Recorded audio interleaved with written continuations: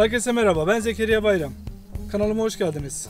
Daha önce yayınlamış olduğumuz nar kesme videomuzda gösterdiğiniz ilgiden dolayı hepinize çok teşekkür ediyorum. Şu ana kadar 10 milyonu geçmiş bir izlenmeye sahibiz. Daha önceki videomuzda sorularınız olmuştu nar bahçemiz ile ilgili.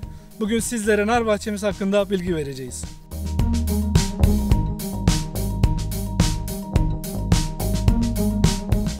Bahçemiz Adana ili İmamoğlu ilçesi Sayca köyü sınırları içerisinde yer almaktadır.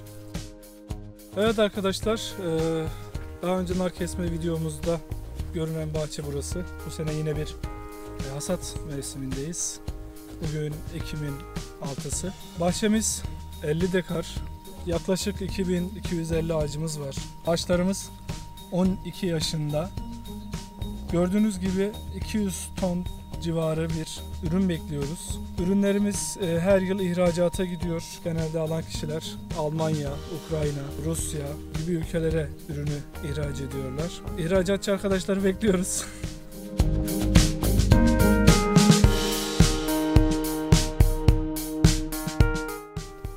Evet, narımızı alalım.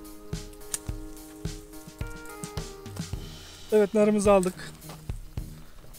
Daha önce nasıl kestiğimizi izlemediyseniz hemen videonun sağ üst köşesinde yer alan linkten daha önceki nar kesme videomuzu izleyebilirsiniz.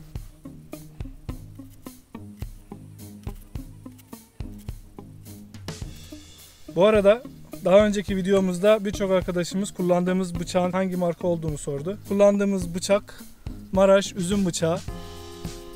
Evet, şimdi versiyon 2'de nasıl? Daha önce kestiğimiz gibi narımızı kestik fakat buralardan yine küçük parçalar çıkarıyoruz. Buraları çıkartıyoruz arkadaşlar. Bunu neden yapıyoruz? Çünkü narımızın duvarlarını görebilmek için. Evet, şu anda narımızın duvarlarını görebiliyoruz artık. Ve buralardan yine aşağı doğru çekiyoruz.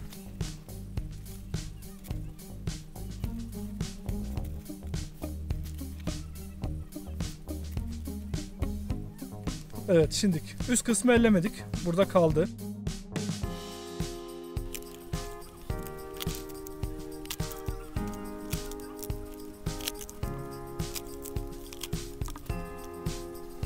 Görüyor musunuz? Bu sesler bir dondurma reklamından değil, bir nar kesmeden geliyor. Evet arkadaşlar, narımızı kestik. Bu defa üst kısmını koparmıyoruz. Neden? Çünkü üst kısmıyla hemen içinde kalan beyaz kısmı birlikte çıkıyor.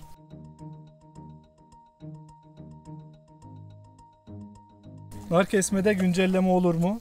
Evet, oluyor. Bir Android programı veya iOS programı değiliz ama biz de kendi çapımızda güncellemelerimizi yapıyoruz.